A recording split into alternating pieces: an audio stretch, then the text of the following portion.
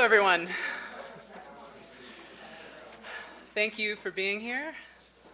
My name is April Olsen, and I've been a visiting tutor on the Santa Fe campus since 2021. The thoughts behind the talk you're about to hear arose while doing a reading group on Nagarjuna and advising a master's essay on Genji. So the ultimate responsibility for all the best parts of what follows should really belong to those students. This lecture will be about two great books. First, it will discuss Nagarjuna's fundamental wisdom of the middle way, which is small in size, but contains an amazingly dense philosophical argument. And it will conclude with Murasaki Shikibu's The Tale of Genji, which is a very long and amazingly complex narrative. Each work is nearly impossible to comprehend on its own. And that fact somehow led me to the conclusion that I ought to try to talk about both of them together. The lecture will be about 40 minutes, with most of the time spent on Nagarjuna's short treatise, turning to Murasaki's gigantic novel at the very end. Okay, so Nagarjuna.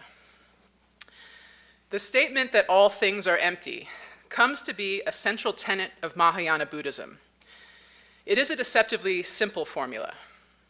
Nagarjuna wrote his treatise on emptiness hundreds of years after the Buddha died, and with it, he appears to be offering an intellectual middle way to complement the practical middle way based on the original Buddhist doctrine of dependent arising. So before we can understand Nagarjuna's method of analysis and what it would mean to say that all things are empty, we first need to review what the Buddha means when he says that all things arise dependently. According to the Buddha, seeking enlightenment, or going from home to homelessness, or choosing the noble quest over the ignoble quest, begins with taking this right view on things. The Buddha himself arrived at the right view by carefully observing his own experience. His most basic insight was that everything arises dependent on conditions, and human suffering is no different. He summarized this with the Four Noble Truths. There is suffering, it arises, it ceases, and thus there is a path to the complete cessation of suffering. In other words, if we eliminate the conditions for suffering, then suffering itself does not arise for us. So far, this all makes practical sense. Oops, lost my place. Okay. It becomes problematic, however, when one wonders how we ever come to hold or could choose to hold this right view in the first place. The religious mind, or the decision to follow in the footsteps of the Buddha, must arise just as everything else does. So how exactly is it even possible to change from having a wrong view to having the right view? Thus, with its theoretical claim about dependent arising, Buddhism is in danger of undercutting its own practice, or at least it is in danger of undercutting the promulgation of Buddhism. I'll restate the issue. There's an apparent contradiction, or at least a source of frustration, in a teaching that both advises us to change the way we look at the world, and then also assures us that the conditions necessary for such a change are not really within our control. One might conclude that you either have the religious mind or you don't, and hence there is no sense in worrying about the right view or the right way to live, because such knowledge and behavior will arise when the conditions on which they depend have arisen. And those conditions will also arise based on other conditions and so on. So a teacher of dependent arising must account for the arising of actions, especially that most important act of committing oneself to the noble quest. If no such actions are possible within the framework of dependent arising, then there would really be nothing for the Buddha to teach and nothing for his students to learn. We know for certain that the Buddha does teach, and thus he admits the impact his words may have upon the behavior of his students. Therefore, it is worth investigating how there is any room for the actions of students or teachers within the framework of dependent arising. Are we all born with some innate ability that causes us to want to become enlightened? Or is there no intrinsic cause of liberation, and it is just a lucky accident when anyone ends up following the Buddha? According to Nagarjuna, once we get stuck of thinking of the links of dependent arising in terms of separate causes and effects, that tendency leads us to a couple of extreme positions. Either the affirmation of essential causes in things, or the denial that there are any essential causes. So let's take the case of fire and fuel. According to the teaching of dependent arising, fire is dependent upon fuel, which is to say that where there is no fuel, there can be no fire burning. That much is clear. The question then is, how does the fire arise, since fuel is not always burning? From experience, we can easily confirm the fact that we need some fuel in order to start a fire, but we cannot as easily explain why some things can be used as fuel while others cannot. The very notions of arising and ceasing do indeed describe our experience of change, but they do not explain how or why a particular change occurs. The problem is really how to account for potential. Fuel is not always burning, and not all things can be used as fuel for fire. So what does it mean to say that a bundle of sticks is flammable or potentially burning? Nagarjuna claims that we will always contradict ourselves if we answer these questions of causality or potency in terms of essences, because we end up with two extreme positions, either absolute essentialism or absolute nihilism. The essentialist is someone who wants to maintain that fire has an essence, and he posits the existence of some imperceptible fire element that is always latent in whatever is flammable. The nihilist is someone who thinks it's absurd to posit mysterious, ever-present fire, and he takes the reactionary position of denying that there is anything that makes fire what it is. And then he ends up being unable to explain why a bundle of sticks is flammable while bundles of other things are not. In the first 15 chapters of his treatise, Nagarjuna carefully demonstrates how neither extreme view is able to account for the changing things we observe in our experience. But he also says that we can avoid those unhelpful extremes. The middle way that Nagarjuna indicates with such logical dexterity carefully avoids declaring both the existence and the non-existence of essences. Instead of affirming that something has an essence, and instead of outright denying that it has such an essence, one can say that each thing is empty of essence. Nagarjuna advertises his method at the end of chapter 4. Quote, "When an analysis is made through emptiness, if someone were to offer a reply, that reply will fail, since it will presuppose exactly what is to be proven. When an explanation is made through emptiness, whoever would find fault with it will find no fault, since the criticism will presuppose exactly what is to be proven." Unquote. Emptiness, then, is supposed to be both a purgative that rids us of those two unhelpful metaphysical opinions, and it is also a formula that allows us safely to describe our experience without falling into the trap of either essentialism or nihilism. So I will not attempt to reconstruct any of the intricate and abstract arguments in the first 15 chapters. This is both for my own sake and for yours. But let us assume that Nagarjuna successfully demonstrates that both the essentialist and the nihilist will end up contradicting themselves. Granting the soundness of his arguments, then what exactly are we left with in being able to assert that all things are empty? There is a way in which the follower of the middle way comes off as some kind of smug sophist who has developed the clever trick of uttering a magical word, emptiness, so as to guarantee victory in all metaphysical disputes. If a Buddhist were interested in such merely verbal exercises, then that would be the end of the treatise. But in chapter 16, Nagarjuna turns to a series of topics relevant for human life in particular. As he investigates the change from samsara to nirvana, that is, from bondage to liberation,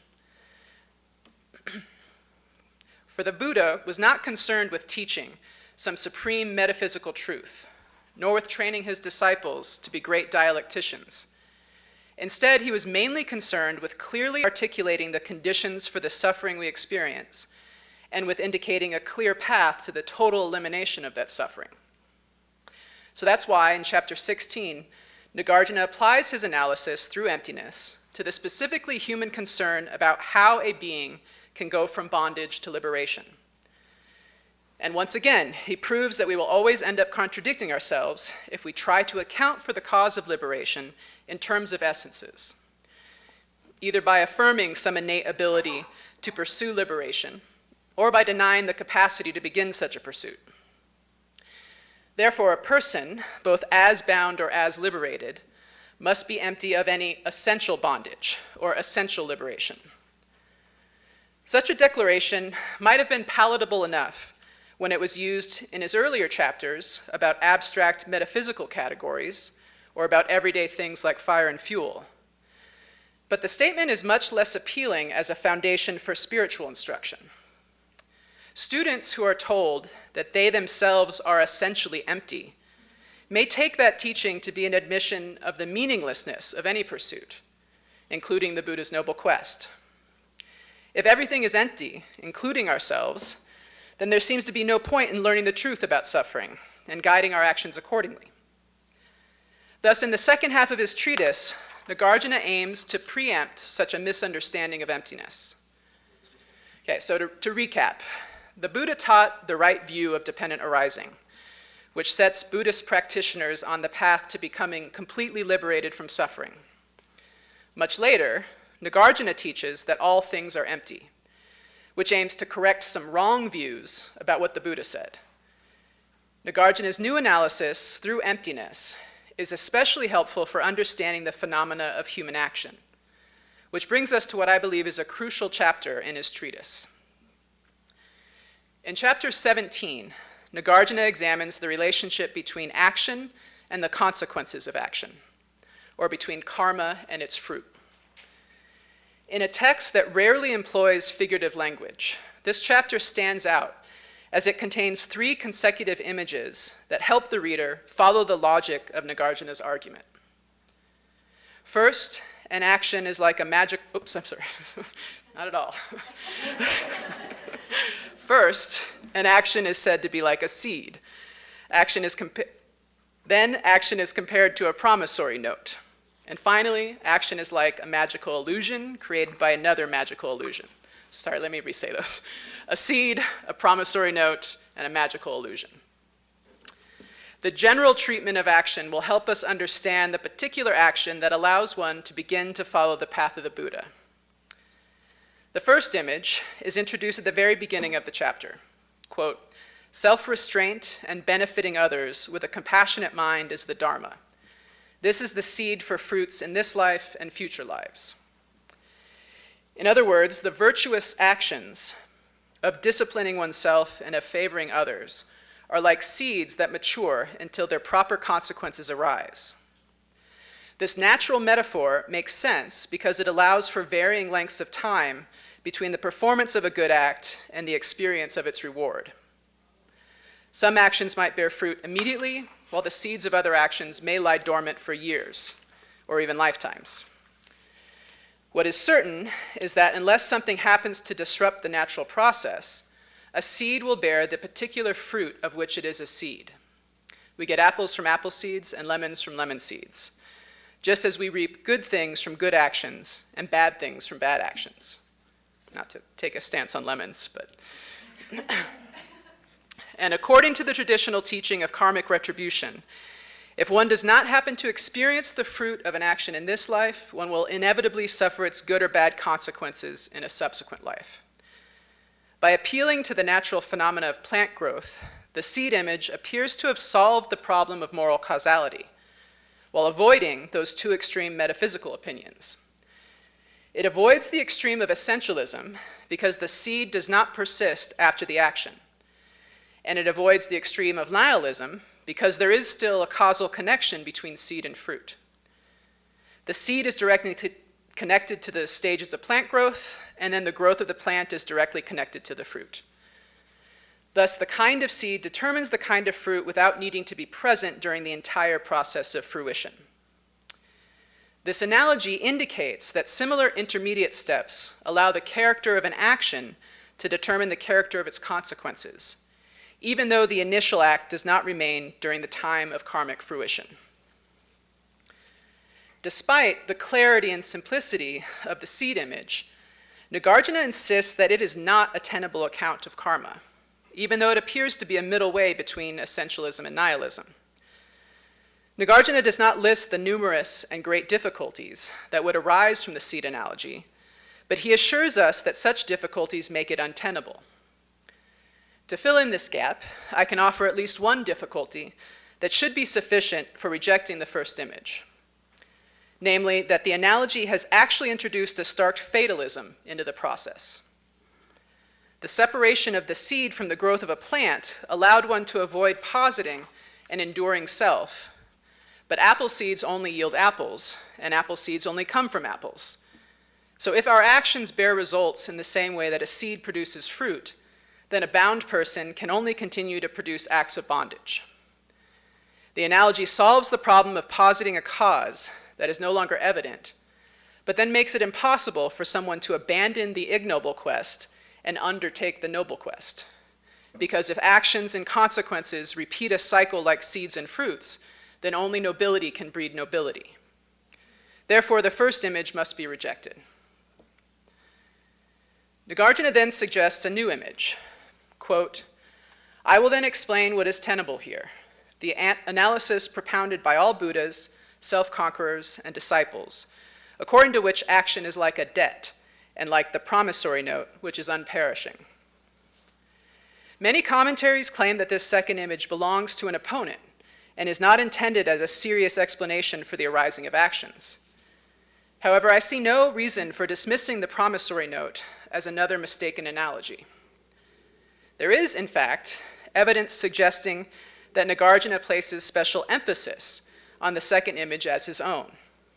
When he says, "I will then explain what is tenable here," he uses the first person singular only 4 times within the entire treatise, not counting those instances that fall within a Sanskrit iti clause of indirect discourse. The other 3 uses of the first person are positive statements. It is used once at the very beginning in his dedicatory verse to the Buddha. It is used again at the end of chapter 10, where Nagarjuna denies that any essentialist thinkers have understood the Buddha's teaching. And then the 4th occurrence is in the final verse, which also praises the Buddha. Given the positive content and the rarity with which Nagarjuna explicitly speaks in his own voice, why not take him seriously here in chapter 17 when he says, "I will explain what is tenable here"? Thus, a reading which considers the second image to be Nagarjuna's own is more consistent with his other 3 uses of the first person singular. So human actions can be helpfully compared to the signing of a promissory note. But what is a promissory note? It is a piece of paper that is signed in order to represent the signer's obligation to repay a debt in the future. The note itself is not the loan, nor will the note accept or demand repayment.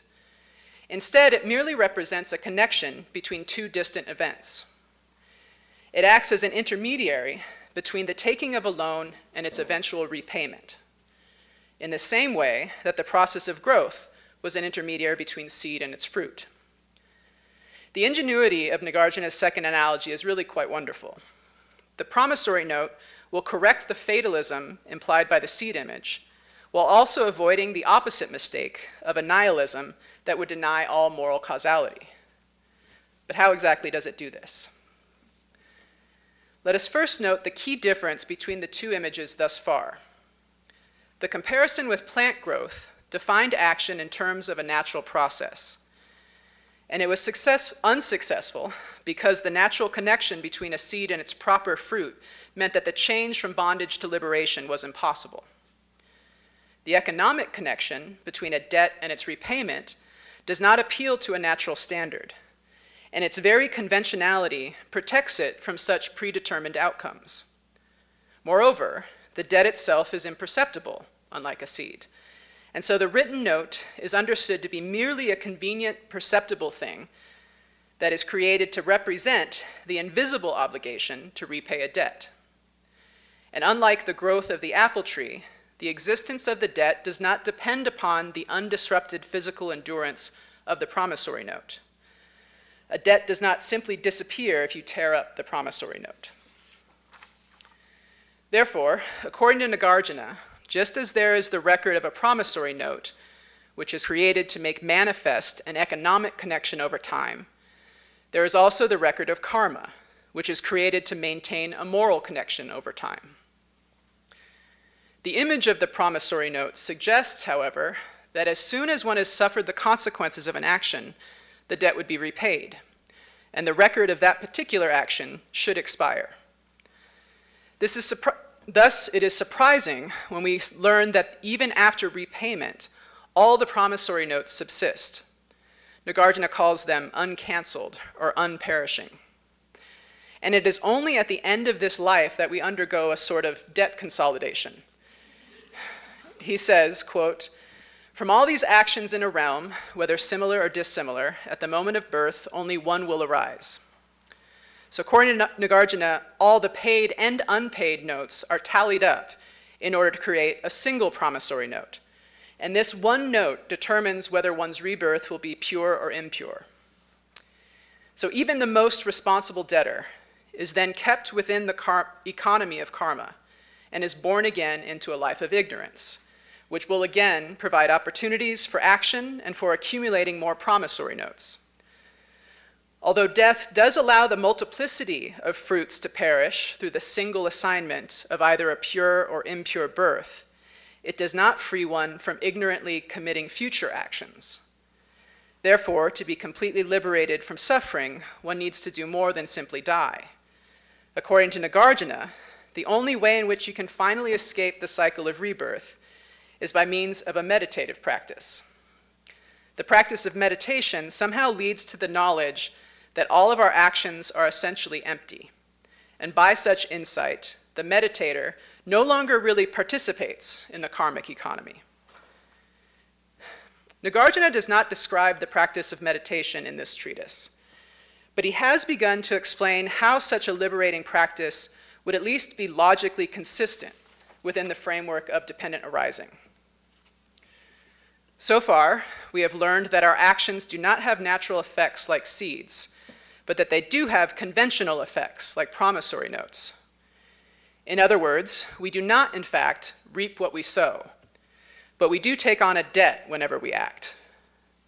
The conventional image of the promissory note has corrected the problematic naturalness of the seed image so that we can account for the change from bondage to liberation. And a liberated being is someone who simply refuses to participate in this whole economy of actions and consequences. But there is still a lingering question. Nagarjuna has not yet explained the arising of the initial act, which would correspond to the signing of our very first promissory note. This is actually the flip side of the puzzle that I mentioned earlier. Given the framework of dependent arising, everything arises on conditions, how can we account for either enlightenment or ignorance? Just as it is difficult to identify the first step on the path of Buddhahood, it is also difficult to identify the first step on the path of ignorance. How do we enter into this economy where we all hold each other responsible for the consequences of our individual actions? Nagarjuna's third image provides an answer. In the final verses of chapter 17, Nagarjuna says, quote, "Just as a teacher, by magic, makes a magical illusion, and by that illusion, another illusion is created, in that way we are an agent and his action. The agent is like the illusion, the action is like the illusion's illusion." So that clears everything up. As stated earlier, the teaching that all things are empty could initially be ineffective as spiritual instruction. And now the same worry may be warranted regarding this third image. If Buddhist students hear that they are an illusion and that their actions are even more illusory, then that may lead to the mistaken conclusion that their actions do not matter. The Buddhist teacher must come up with a way of supporting the idea of personal responsibility while also leaving open the possibility of further insight that would go beyond the conventional truth of morality. I take this to be the significance of Nagarjuna's so-called doctrine of two truths, which he introduces later in chapter 24. He says, quote, The Buddha's teaching of the Dharma is based on two truths, a truth of worldly convention and an ultimate truth. Those who do not understand the distinction drawn between these two truths do not understand the Buddha's profound truth. Without a foundation in the conventional truth, the significance of the ultimate cannot be taught. Without understanding the significance of the ultimate, liberation is not achieved. Take a sip of water after that.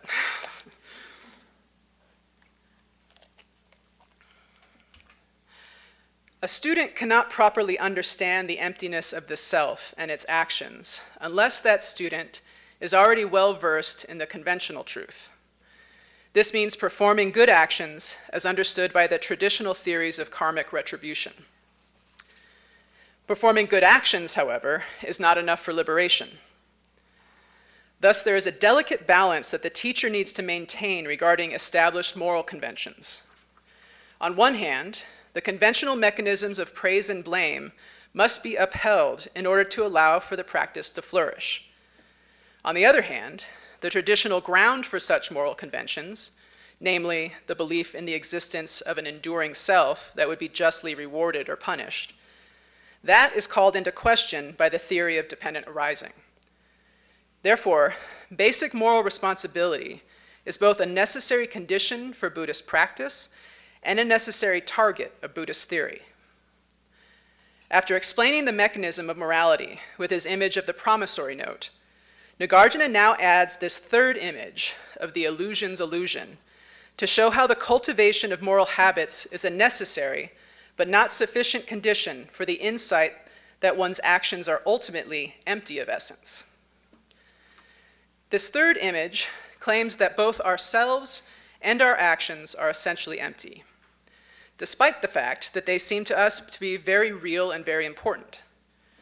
According to Nagarjuna, however, it's a very good thing that our actions are empty, because if we were essentially bound by the fruits of our actions, then we would be incapable of ever becoming liberated.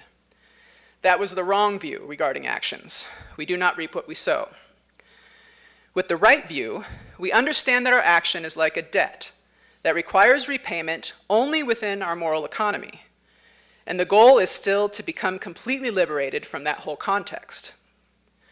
Thus, liberation means relinquishing the belief in one's own agency. And such relinquishment is only possible if we have truly come to see the emptiness of the self through meditative practice. But the meditator still follows the conventions of morality, repaying debts along with everyone else, even though he aims to understand the emptiness of such activity.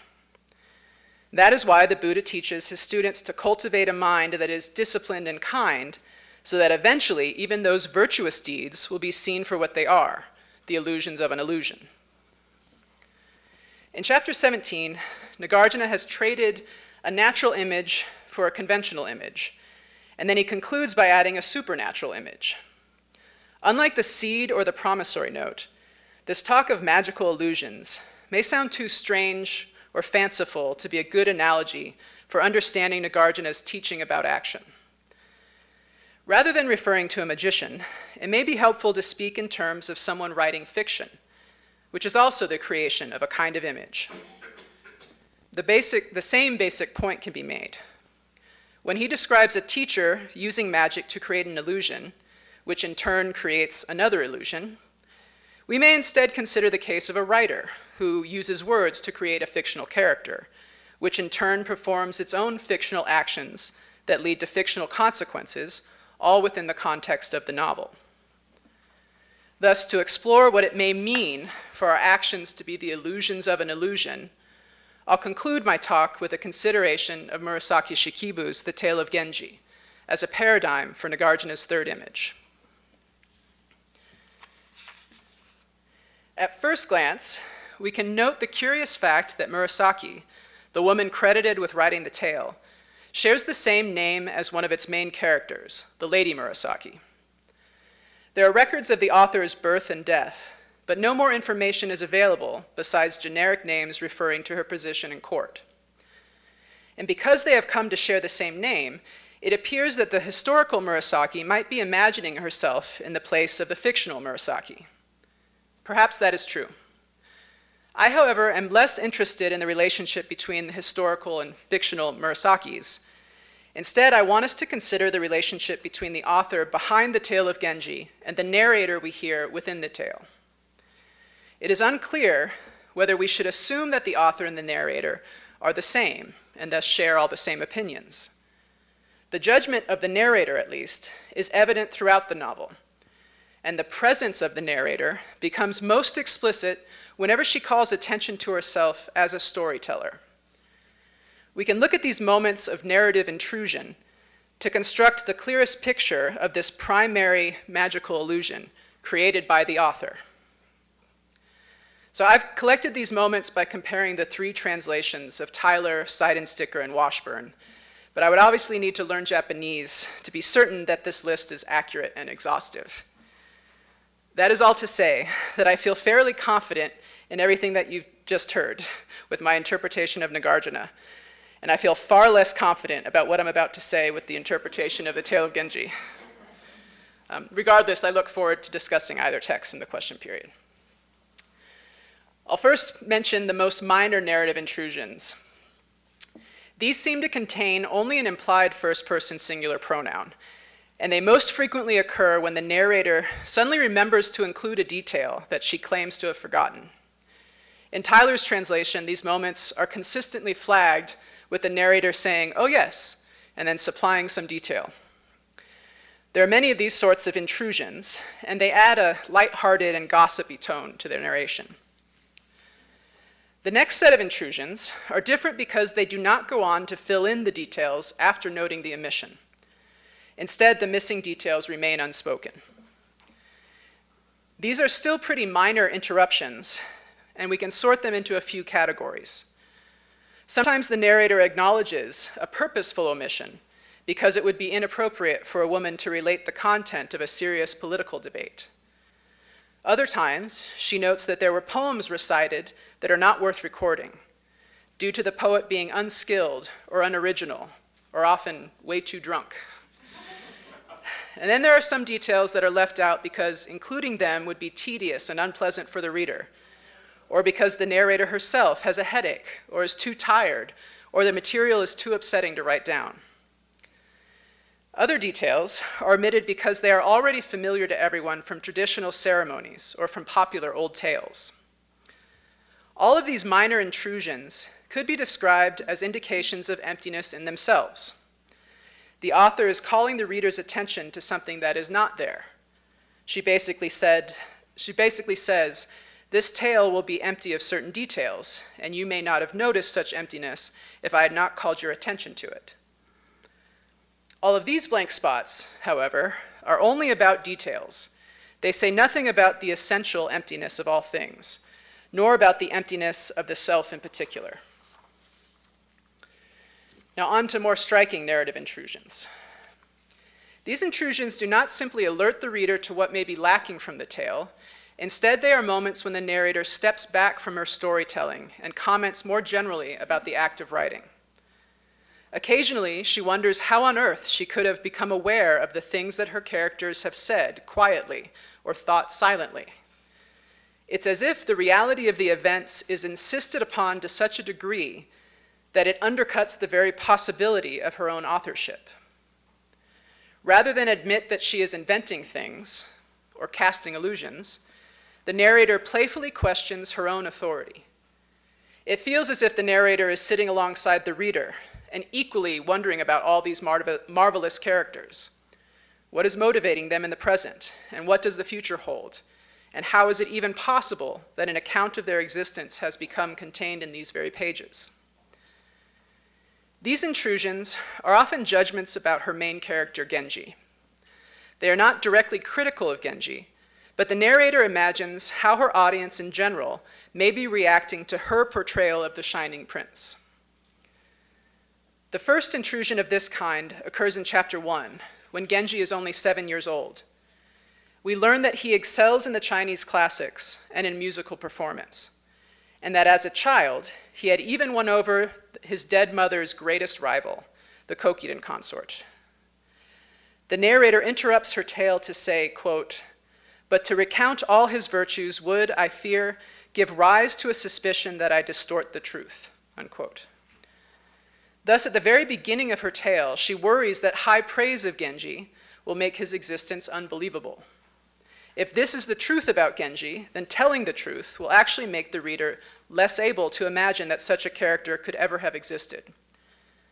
This strong narrative voice is heard again at the end of chapter 4, after the reader has witnessed Genji doing some horrendous deeds. He has just stolen away his best friend's lover, indirectly caused her death, and then covered up the whole affair. The narrator says, quote, I had hoped, out of deference to him, to conceal these difficult matters, but I have been accused of romancing, of pretending that because he was the son of an emperor, he had no faults. Now, perhaps, I shall be accused of having revealed too much, unquote. For many readers, this is probably the interruption that makes us suddenly most aware that our narrator has a strong voice, which will come and go throughout the tale. For the most part, the narrator seems to share the same appreciation of Genji that everyone in the Heian court recognizes. He shines, both with his physical beauty and in his unlimited talents. In writing about such an extraordinary person, the narrator even admits being overcome by her direct experience.